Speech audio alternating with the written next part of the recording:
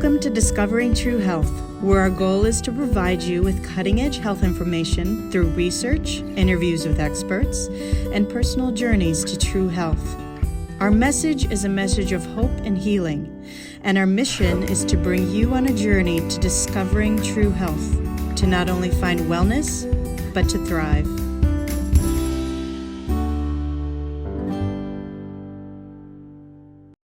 Hello and welcome to Discovering True Health, your weekly deep dive into health and wellness.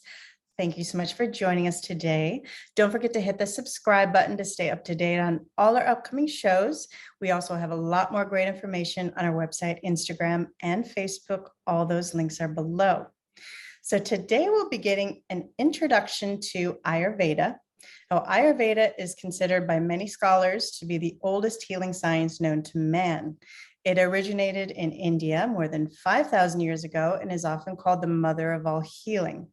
So we'll be learning about the foundational principles of Ayurveda and how we can incorporate some of the principles into our own health and well-being practices. So my guest today is Ravi Sahay.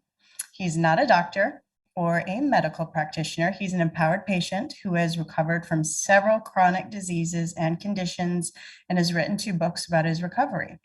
And in his books, he exemplifies the power of lifestyle changes by using an integrative approach in healing and prevention of chronic conditions. And in his first book that he received a scholarly award for, it's based on Ayurveda and Candida.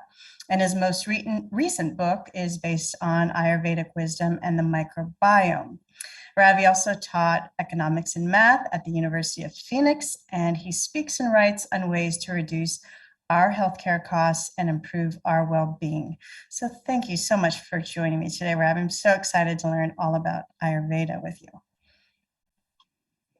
Thank you, Christy. I'm very, very excited to be part of this campaign, this education about discovering, the true health, which is basically about being vital, the vitality. It's not about being free of disease. And at the age of 74, I am glad to say that that is achievable to everyone, and hopefully not going through what I went through, which is heart attack and congestive heart failure and little things like sinusitis, eczema, gout, etc., etc. So health is the most important thing, and we have our responsibility to it. And government and Medicare, they cannot fix it, frankly. Yes, we have to do our own research. Absolutely. And like you said, you struggled with several chronic diseases that you were able to fully recover from with the help of your integrative medicine cardiologist. Can you share with us your journey as a chronic illness warrior and how you reclaimed your health, and what were some of the things that really worked for you in that process? Yes, I'll be very glad to. And my training was an engineer. I did electrical engineering in India, and at the age of 23, I immigrated to United States, got a couple of master's degree, one is computer science, one in business, went the corporate ladder, worked for, Fortune 50 companies. But my health started to give up midlife. Started simple things like hypertension, high blood pressure. Then I had the sinusitis, then, urinary tract infection, which, I was told doesn't happen to men often, but I had recurring. And then, I had the fatigue and, not sleeping well because sinusitis was flaring up.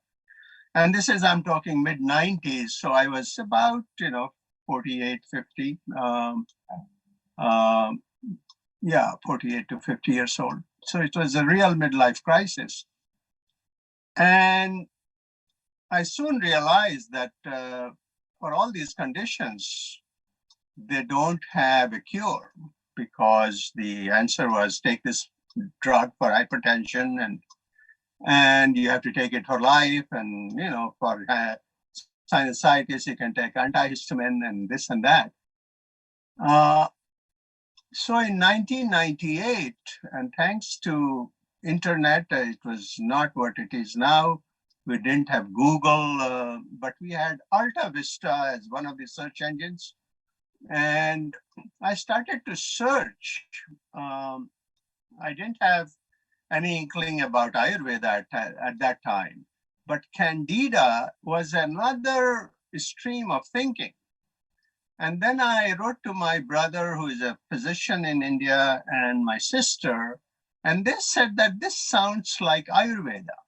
So, Candida, now I want to point this to all of our listeners. The credit goes for that to a MD here. His name was Orient Truss.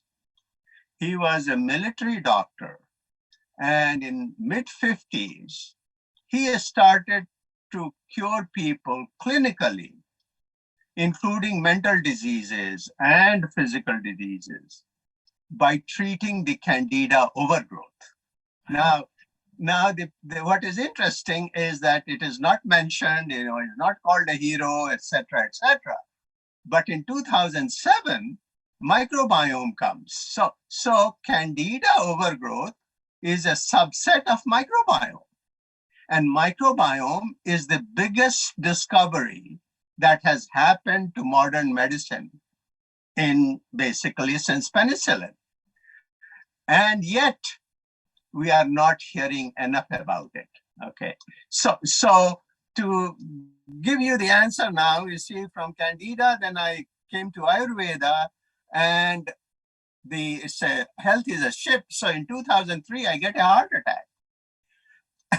And at that point, I was savvy enough, even though a stent was put in by a regular cardiologist, I wanted an integrative medicine cardiologist. And that was the best decision I made, more for basically saving me from going the conventional route, which would be more drugs and this and that, and less empowerment. And it took time, but I got rid of not only there was a pacemaker put in after congestive heart failure. Now that pacemaker is disabled. About 6 years ago, it was disabled. My eczema is gone, which is incurable. My sinusitis is gone. Gout is gone. So the point is, all these things, which conventional medicine calls inflammation, and they have itis word, like sinusitis is the inflammation of sinus. Similarly, arthrosclerosis is the inflammation of the arteries. And you have, what do you call it, eczema, which is dermatitis. The point is, yes, modern medicine can classify them, but they can't cure it. And the answer now is in microbiome, and the answer is in lifestyle. It's not in pills. So that is the message. We have to take charge of our health. Absolutely. And what were some of the steps that you took to kind of go from not being well and working with this integrative doctor to being well as far as lifestyle changes? Yes. So the candida overgrowth, let me talk a little bit about it. It says there are 3 things that create candida overgrowth, according to Orient Truss. The first thing is antibiotics. If you have taken antibiotics, then it disturbs the flora. We knew that. And there are things like probiotics and all that. But most of the people will not say, okay, after antibiotics, you take probiotics and things, and which probiotics. So first thing is antibiotics, and everybody took it because that was the wonder drug. The second thing is sugary food. And this is Orient Truss talks about this in 1950. And see what has happened to America. You see the obesity that we have right now. In 1950, nobody was obese here. Okay, so he talks about this sugary food, and the third thing which he said was a stress. And let me tell you that the conventional medicine has didn't talk about stress until only last 5 years. And now it is coming in all different ways, including trauma and nervous system stabilization, etc. Now, the beauty is that Ayurveda knew about all this. That it knew about non-inflammatory living, and it prescribed a way to live. So my second book, the first book, was basically, is Candida and Ayurveda, is that a hope for me?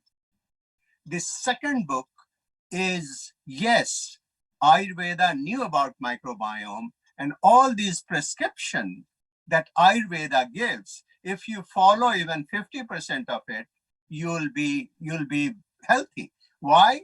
Because Ayurveda is a Sanskrit word. Ayu means longevity, Veda means science. So it's the science of longevity. It's not about disease. So that is why yoga and meditation and, mostly plant-based diet, intermittent fasting, service, all that are included in that way of living. And to answer a question, it was not like overnight I changed it. It was gradually. And I would talk more specifically about, like, microbiome is trillions of cells, and 70% of them are in gut. So now we are saying, oh, gut health is the most important thing, at least some people who are reading about microbiome. Ayurveda said that 90% of the diseases, chronic diseases, start because of the gut imbalance. And Candida also talked about that because it's saying about overgrowth. So I started to use basically the herbs that are more in line with this balancing, and started to have a lifestyle where the bowel movement is the most important thing, and you have the regularity of that. Then you have to clean all these oral area, and we are talking about oil pulling, and we are talking about nasal irrigation, we are talking about nasya, which is putting oil to these nasal orifices, eye wash, abhyanga, which is the massaging of the whole body with oil. These are all prescribed, and of course shower, and then you do some exercise like yoga, asanas, meditation. So if you look at it, I started to incorporate Soch. Soch is the cleansing, which is very, very important. So far, if you look at the books on microbiome, they are talking about detoxification. But Ayurveda knew it so well. It says you have to detoxify daily. It's not like you have to go, once in 3 months, etc. That is the beauty of Ayurvedic method. So I'm saying, to reduce healthcare cost, you don't have to do double-blind studies and reinvent the wheel. It is already given. You have to promote it and take out these prime time, drug advertisement away. That is the way to do it. Absolutely. And that's fascinating that you said that. I mean, Ayurveda, like we said at the top of the show, it's been around for 5,000 years. It's the oldest, medical well-being system known to man. And they knew about the microbiome, and it was incorporated in their system, but yet Western medicine founded the microbiome 2007. So that's so fascinating that it's already there. They already knew about it. Yes, and my a little bit of you can call it, you find something in a higher ages when your consciousness is high, then you look for the benefit of others. when you find it in lower ages, you try to look for benefit to yourself. You become selfish. So you want more money, stock prices to go up, etc. But health is something that if I am healthy, you are better off.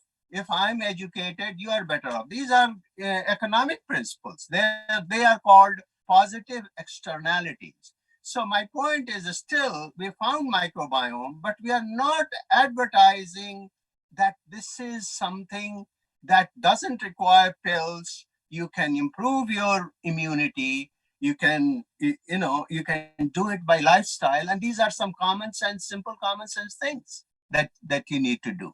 What are those? Basically, daily detoxification, which is called SOCH. SOCH means purity of body and mind. So they didn't stop at body. It was also about mind, because we talked about stress, right? Yep. So SOCH, and then you do some exercise movement. You do yoga or whatsoever, you have, and then you also do a little bit of mindfulness meditation. And your breakfast is basically mostly plant-based. And this whole idea of fermented food was always there, and it was there in all cultures, right? Whether you do it with milk products, or you do it with cabbage, or you do it with kimchi or whatsoever.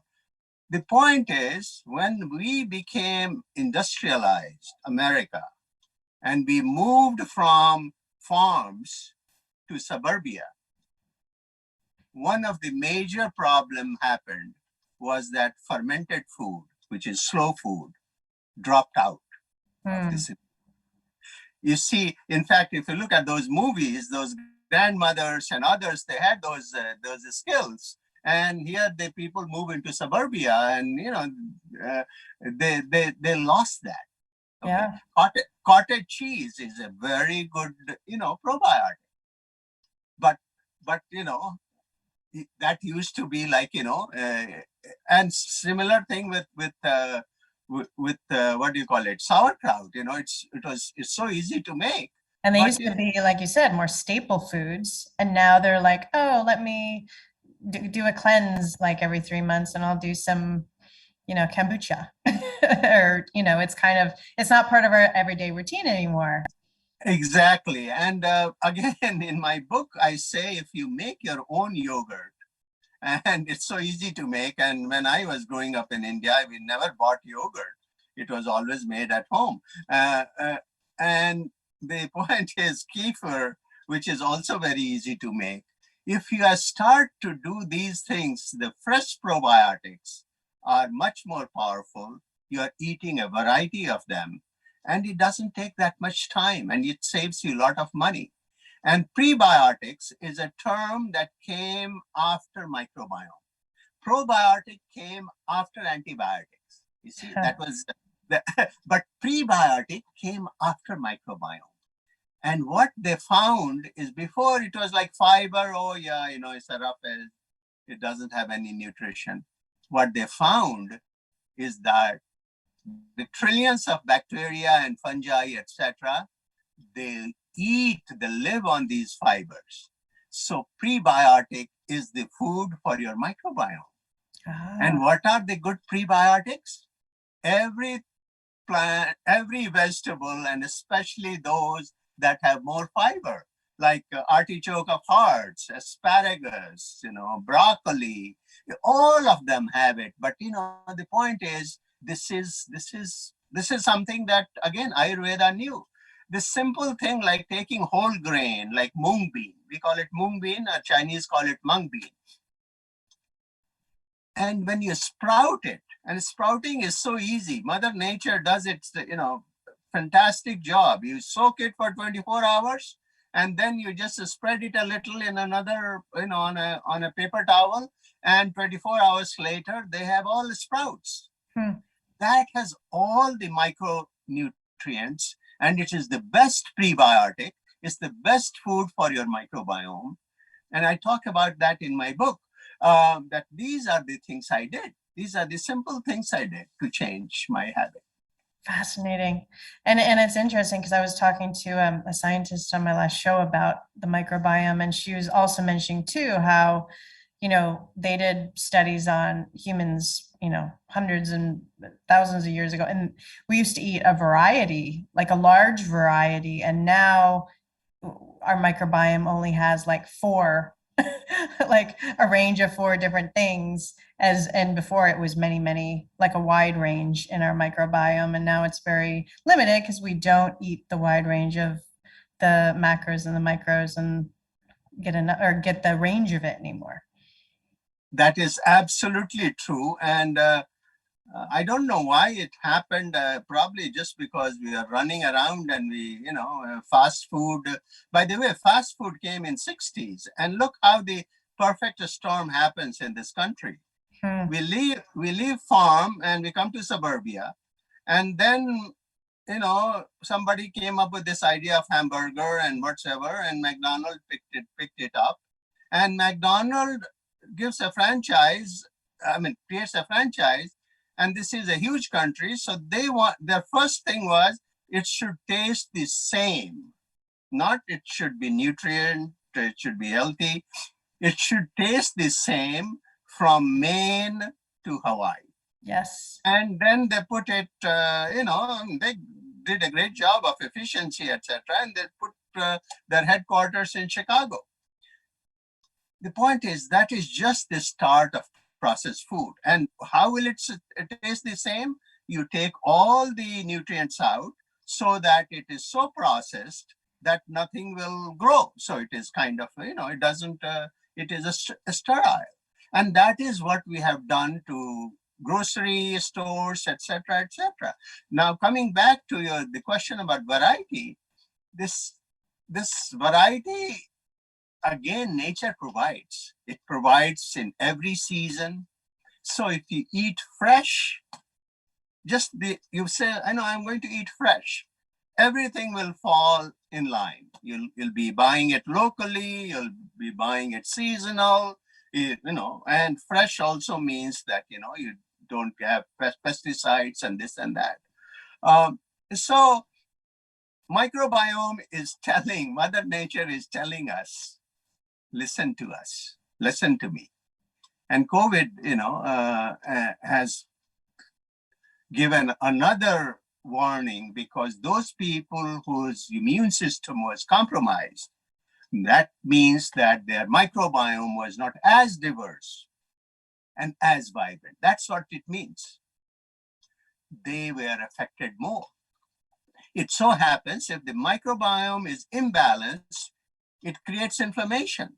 So now obesity and microbiome imbalance are connected together. Right. It's the perfect storm there with that. Yeah. And they say inflammation is the root of all disease. Exactly. So, and that means also not being angry. The point is the anxiety, the anger, the mind part is a big part in what do you call it? Inflammation. Yeah. So heart attack, you see, now they are recognizing that stress, chronic stress, is a problem for heart disease and is problem for diabetes. So we have to really look at the whole body mind, and that's what integrative holistic systems like Ayurveda and Chinese they have, and all cultures. Yeah, it's so important. Absolutely. I mean, I've recently just worked with a naturopathic doctor and did the whole food testing and figured out what was causing inflammation, what types of food, even if they're healthy, maybe your particular body type doesn't react well to them and it causes inflammation. So I recently, got rid of that and incorporated the variety, and what a difference. I mean, it's night and day. It's pretty incredible when you start eating correctly for your particular body. And I want to understand a little more about Ayurveda. What would you say some of the basic differences between Ayurveda and Western allopathic medicine would be? Well, the paradigms are totally different. I grew up in India, and allopathic medicine now, of course, has kind of overtaken it over there too. But we had the physicians that will practice Ayurveda. They were called Vaidya, like the name in Sanskrit is Vaidya. Veda and Vad, it comes like that. It is, I can explain to you simply like this, that the microbiome paradigm is very difficult for conventional medicine to take up right now. Okay, so let me say that what happened is, for infectious diseases like tuberculosis, which was there, and conventional medicine comes with penicillin, and then we have all these antibiotics. So it was very powerful movement. And the Western training and all that. So people didn't practice Ayurvedic medicine, which was coming culturally. They wanted to become these modern doctors. And now, in India also, a stent, costs all your life savings, at the age of 70, something like that. I'm talking about the, average people. So I would say the paradigm is so different that right now conventional medicine is caught there. And let me tell you what is happening. If you go to American Medical Association, and I did it 3 months ago,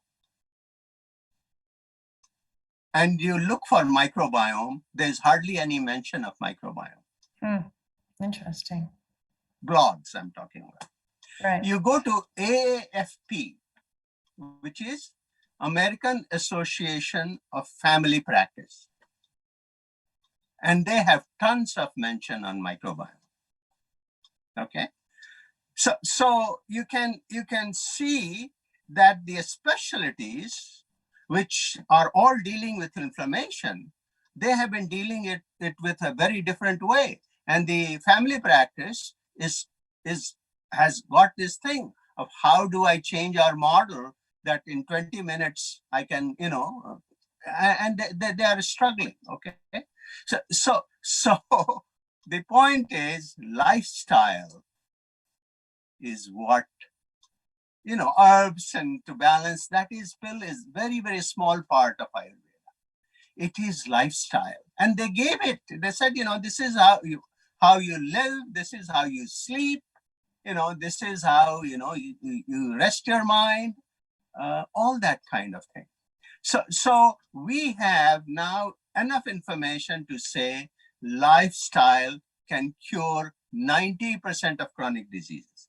We have those information in Western journals. Question is, what are we going to do about it? And if the money was in pills for ills. But look at it. This is a good problem. Divine Mother has, is giving it to us. It's a blessing, but we have to see how we handle it. Absolutely. I think it was maybe, 5-10 years ago when I started hearing about microbiome, but it's still so off the grid. You don't really hear a lot about it, which is very fascinating. And yeah, it sounds like Ayurveda is more approach to kind of live the lifestyle to prevent, so you don't get to the point where you have to take a pill or a pharmaceutical to, cure, deal with whatever kind of illness you have. It's more preventative and dealing with longevity. Absolutely. And the other movement that I would like to point to you, which you can check and your readers can check, that there's a group starting which is called functional medicine.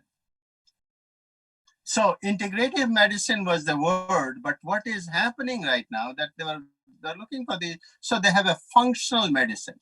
Now, my integrative cardiologist got a lifetime functional medicine award. Okay.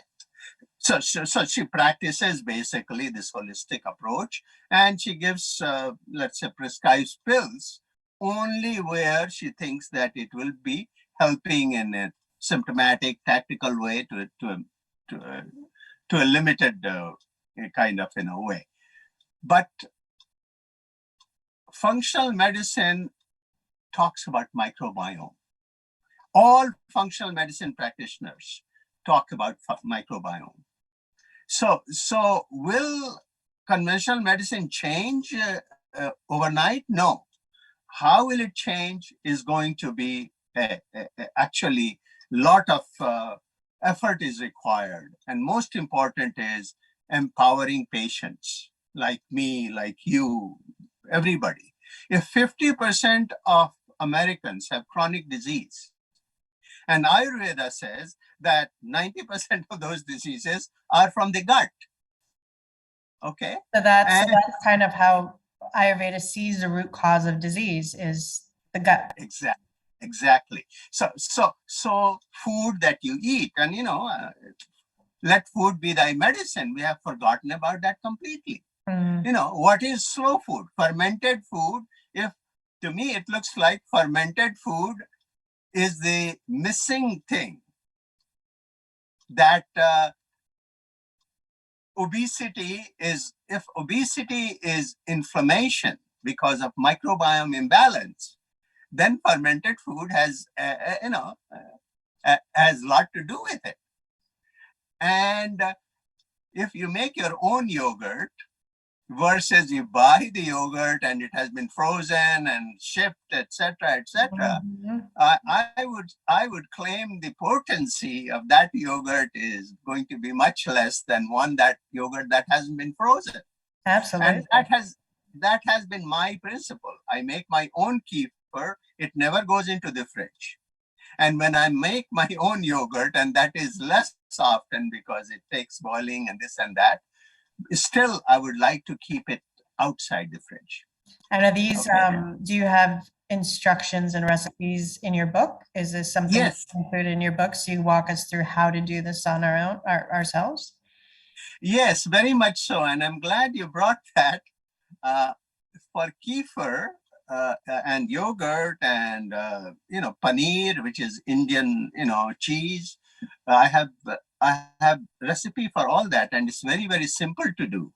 But I have a thing about kefir. You see, just like sourdough starter, right? Kefir is any fermented food as a starter. Okay. So you start it. And the way I explain it in my book is you can take a Chinese tongue for tea strainer, which opens like this. And in there, of course, you have to put the kefir starter. You can buy it, usually it's in powder, and I give a link where you can buy it. And you put it in there, and then you put it in a cup. And then pour milk. And keep it in room temperature. I usually use my microwave oven, which is unused area. I rarely use it. It's a storage area. Yeah. So 24 hours later, your kefir is done. Now what do? You take that tongue, put it in a next cup, you fill it with milk, and 24 hours later, it is again done. And this can go on and on and on till, let us say, I pass on and I can bequeath it to somebody. You know what I mean? So it is that simple. The number two is you can do different milk. If you don't want to do dairy, you can mix, sort it. There are all sorts of milk, from almond milk, soy milk, coconut milk, cow milk, goat milk, and diversity, as you mentioned earlier. Diversity is what makes our immune system vibrant. Yes, and that's a great point too, how you said, you can buy these things at the store, but even the healthy versions have gone through some sort of processing, have some sort of other probably preservative of some sort. It's not completely, great, as best it could be for your body, as opposed to making it fresh at home. Exactly. So earlier I mentioned about prebiotics. So I eat a healthy breakfast, but the two things that are always there in my breakfast is a sprouted mung bean with, I'll put some sauerkraut. Sauerkraut I don't make, but or kimchi. So prebiotic, that is the best prebiotic, as I told you. It has all these micronutrients. And then I have this homemade kefir. So homemade sprouts and homemade kefir, and these are very, very inexpensive, you know. Right. So that's a great foundation, a great place to start, and they're simple and inexpensive. Exactly, exactly. And Ayurveda, they basically has prescribed that. They also said that before you even have your breakfast, you you drink a glass of warm water with lemon in it. Why? Because that is an alkaline, even though, lemon is acidic, but when it goes through it's alkaline, and it coats your digestive tract properly, so that, so simple things like that are there. It has been prescribed for ages. We have forgotten about it. We don't, pay attention to it. Same thing I would say about, when you talk about this oral cleaning, you see 70% of microbiome is in the gut, 10% is in the oral cavity, and 10% is on the skin. And the Soch practices, they take care of all that part. That is why I'm saying it new. And also about how to, my book talks about that you should not use shampoo with all these, artificial ingredients. So Ayurveda has way of making shampoo, which is from natural things. I have some from in my book, and I got it from my sister. She got it from my mother. And the other part is tooth powder. Powder. What happened to America is that we became germ phobic, especially in the antibiotics came. Okay. So the toothpaste started to say, oh, we have to kill the bacteria or whatsoever, so here's this antiseptic, this is that antiseptic. With the result that one they are realizing is that the oral microbiome was disturbed, that we have more cavity and the muscles, the gums are not strong, etc. So we can overdo cleanliness and hygiene hypothesis, which Stanford doctor. We're actually killing the good stuff as well. Right. And I think that's what most people don't realize. And I just learned about it yesterday on my show, that we have an oral microbiome that we need to be aware of. And that can protect us from getting illnesses, bacteria, all that kind of stuff. Absolutely. And so this thing called oil pulling, which is, is called gandush in Ayurveda. Okay. So the point is, in Socha, they give you all those things, how to do it. The what do you call it? Using these tooth powder, the flossing, tongue cleaning, all these are oral microbiome. And these processes, these processes with the cleaning and the etc. These are in your book as well, like laid out, so we can follow step by step. Yes. And I would say that is the most important thing you can do for microbiome, is to have a clean house for them. Then, of course, you eat food that they like. So that is what it is. And and it takes time, it takes time. My sinusitis is completely gone because the oral cavity is clean. And even you said the skin issues, the dermatitis, that's nearly impossible with Western. You can put creams on it, you can manage it with their steroid creams, but it just never goes away. Absolutely right. And it took a long time, but the point is, of course, if you live a non-inflammatory life, then it will not come, but you see, the modern conventional medicine doesn't know how to treat inflammation. That's the problem. Right. They treat it by upsetting and killing off the microbiome, it seems. Exactly. So it's like a bunch of frogs, and you do one thing, another frog jumps out. So that is, this, I don't know if you know about this thing that happened with that arthritis drug that Merck had to withdraw was called Vox or something, because they were finding that it was curing one thing and it was increasing something else.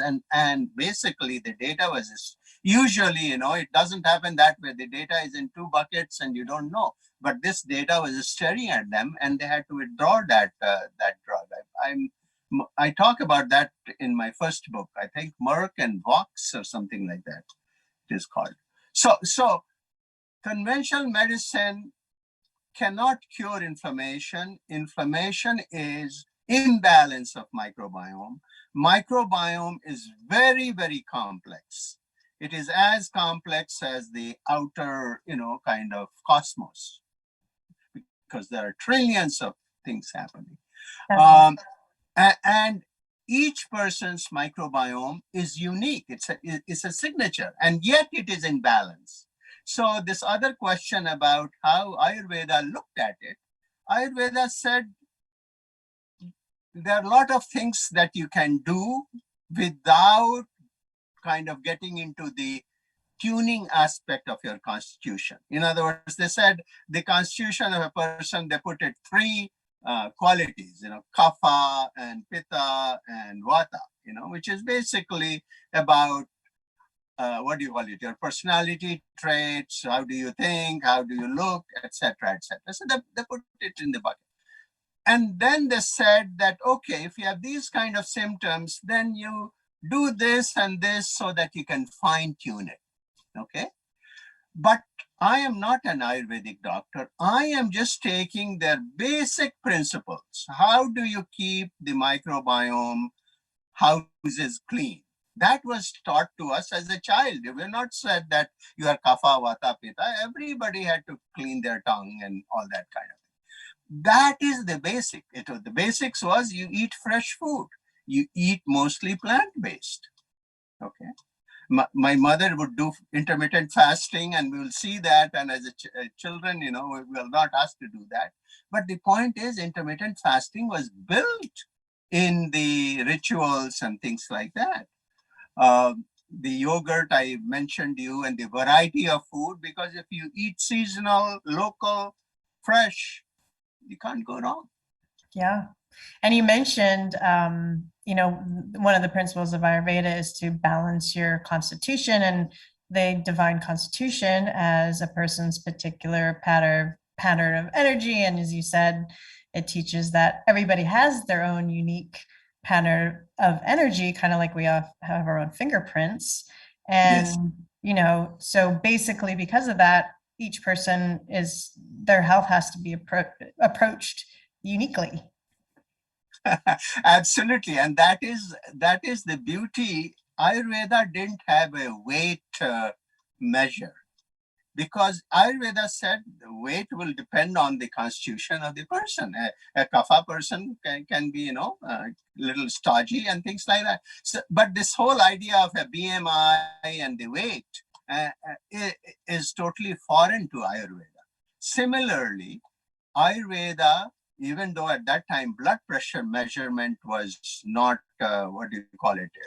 instruments were not there, but they had a good idea that with circadian clock, how blood pressure will change. And in fact, if you go to an Ayurvedic doctor, they will say, don't take your blood pressure in the afternoon, you take it in the morning. And you know what is happening now with this ABPM, which is called ambulatory blood pressure instrument? You can order it and you wear it for 24 hours. Oh, yes. What the recent research is that your blood pressure in the midnight, which is the lowest, it dips. That is the most important blood pressure. This is the conventional medicine study 2 years ago or a year ago. The point is, how are we going to take it? How are we over prescribing hypertension medicine? These are questions I can't answer. Are we over prescribing statin and all that kind of thing? These are good questions for us to look at healthcare cost.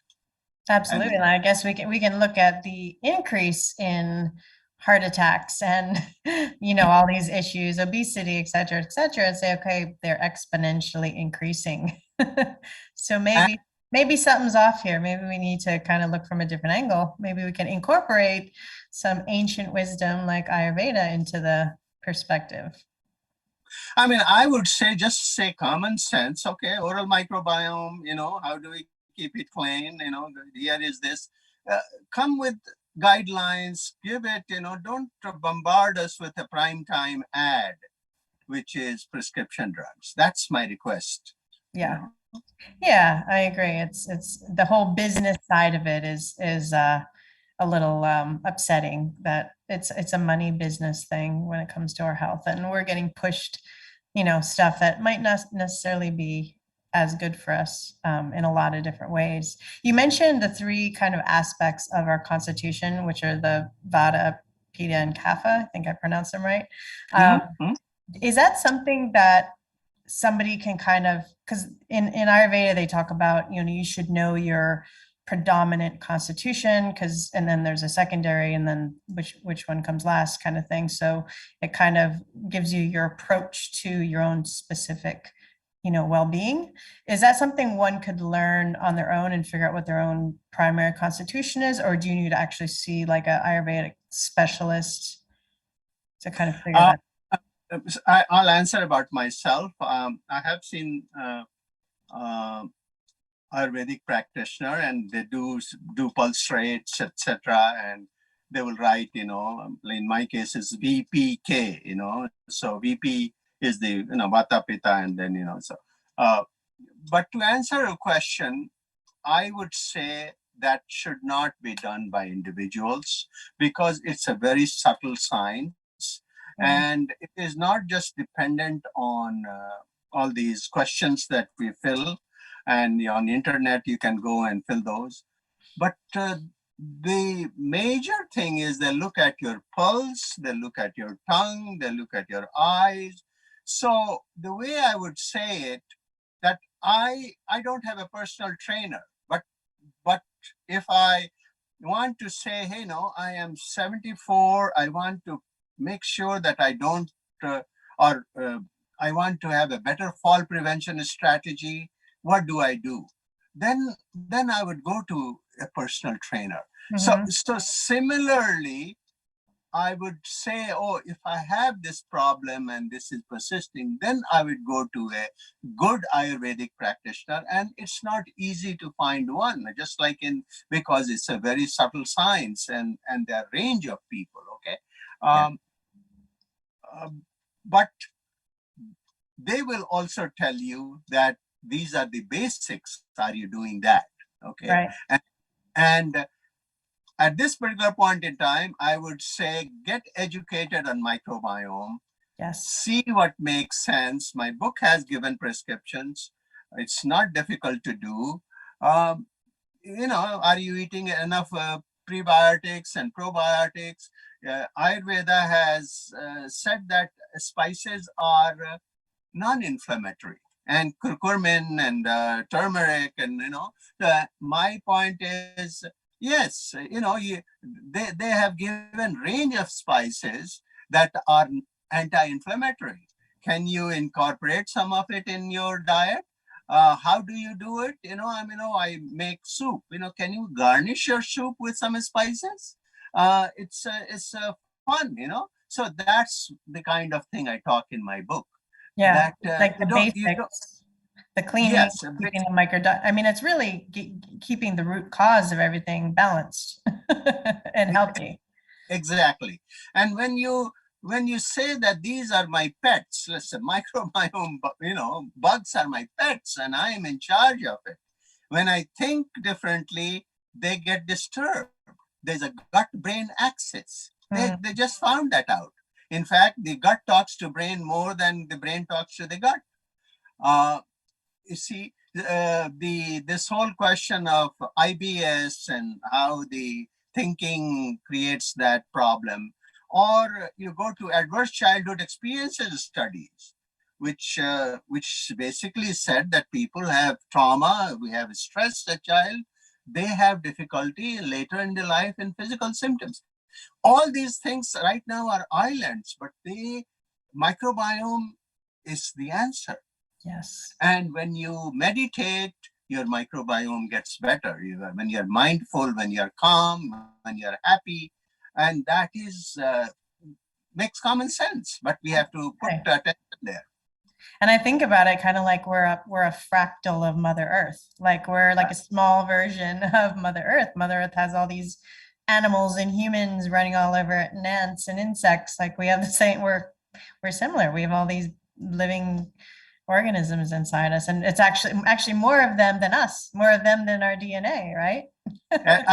Absolutely. And the beauty is that we are the best creation. And that is, you look at it, just observing it, we are the best creation of Mother Earth. Okay, the evolution theory or whatsoever that you look at, but Mother, uh, we have been given everything, the air, the water, the temperature, and all that kind of thing. I mean, it's just amazing if you just if we starts to pay attention how a baby is formed in mother's womb and has everything in all details.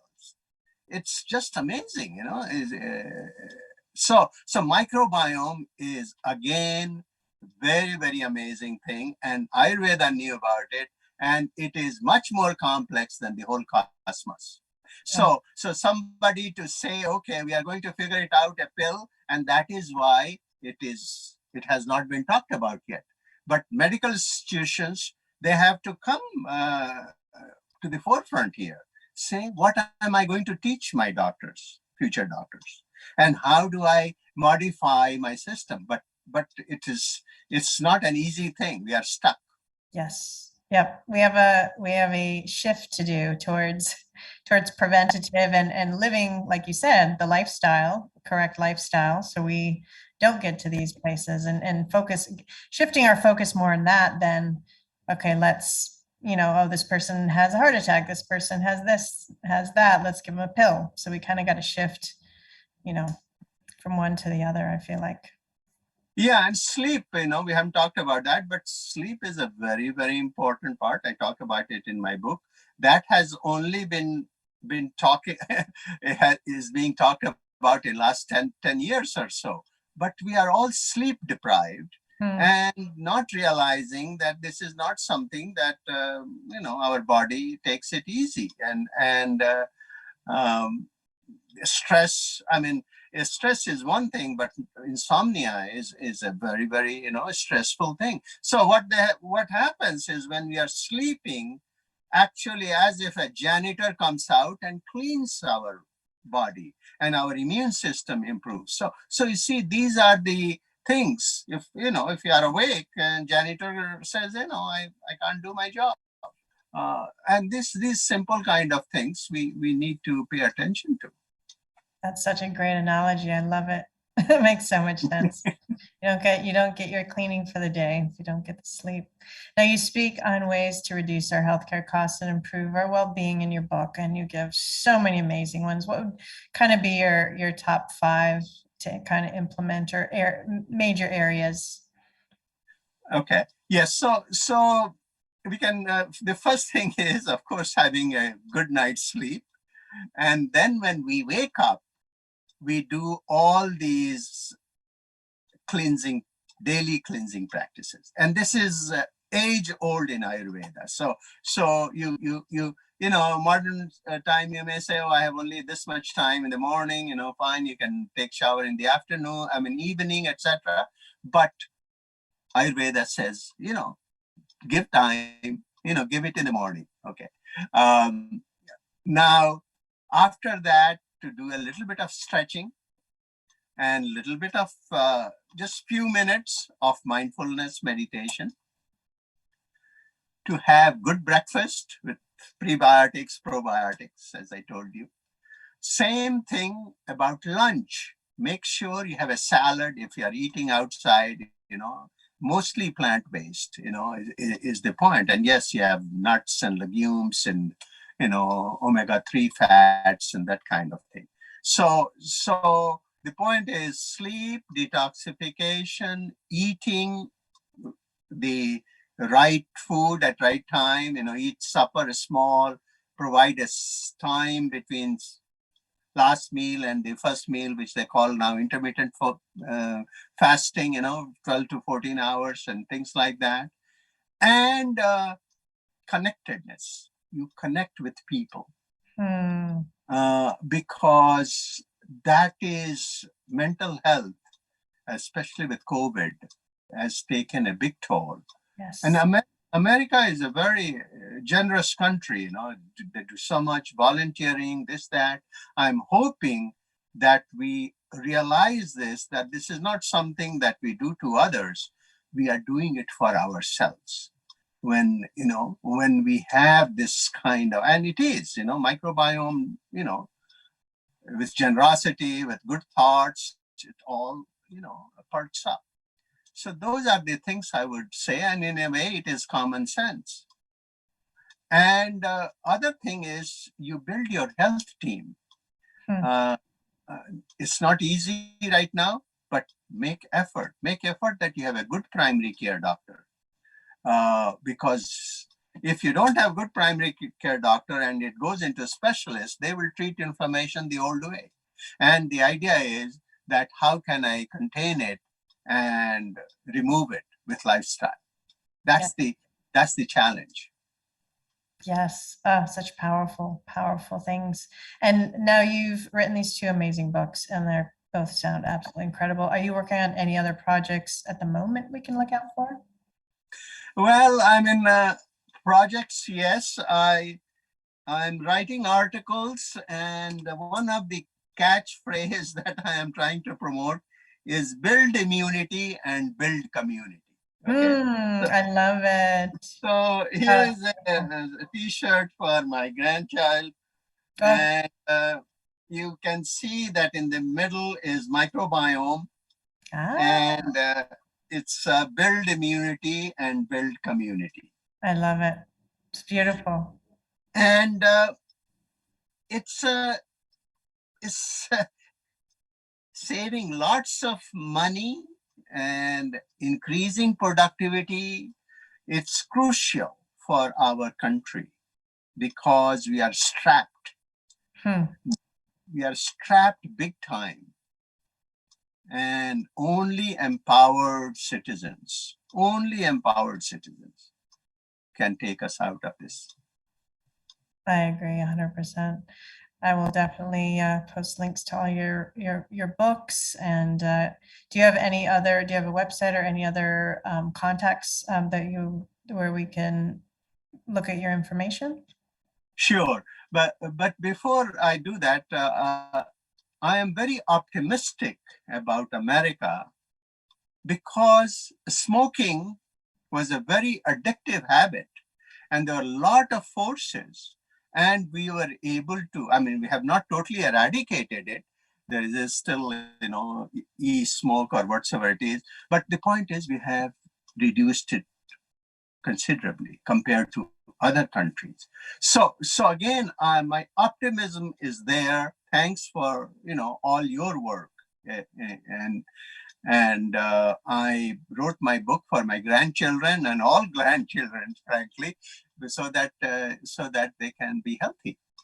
Coming back to my yes, I have a website where I have these two books. It's under my name. Website, ravisahay.com.